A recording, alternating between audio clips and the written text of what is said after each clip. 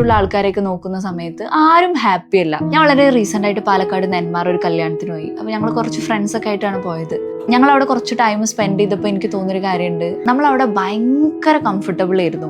ഭയങ്കര ലക്ഷൂറിയസ് വെഡിങ്ങോ അങ്ങനത്തെ പരിപാടിയൊന്നുമല്ല, വളരെ ചെറിയൊരു കല്യാണമാണ്. കുറച്ച് ആളുകൾ കൂടിയിട്ട് അവരുടെ ഒരു ഹാപ്പിനെസ്സിൽ അവരിങ്ങനെ എൻഗേജ്ഡ് ആയി നിൽക്കണം. അപ്പൊ അവർക്ക് നമ്മളെ മൈൻഡ് ആക്കാനുള്ള സമയമൊന്നുമില്ല. അപ്പൊ ഞാൻ അവിടെ കണ്ടത് ഭയങ്കര ഹാപ്പി ആയിട്ടുള്ള കുറച്ച് ആൾക്കാരെയാണ്. ഞാനിപ്പോൾ റീസെന്റ് ആയിട്ട് എന്റെ ചുറ്റുമുള്ള ആൾക്കാരെയൊക്കെ നോക്കുന്ന സമയത്ത് ആരും ഹാപ്പി അല്ല. അവരുടെ ലൈഫിൽ നല്ലൊരു അച്ചീവ്മെന്റ്സ് ഉണ്ടായിട്ട് പോലും ഞാൻ അവരോട് നിങ്ങൾ ഹാപ്പി അല്ലെന്ന് ചോദിക്കുമ്പോൾ എന്തോ അവർക്ക് ഹാപ്പിനെസ് അതിൽ കണ്ടെത്താൻ പറ്റുന്നില്ല എന്നാണ് പറയുന്നത്. നമ്മളെപ്പോഴും നമ്മുടെ മുകളിലുള്ള ആൾക്കാരെയാണ് നോക്കുക.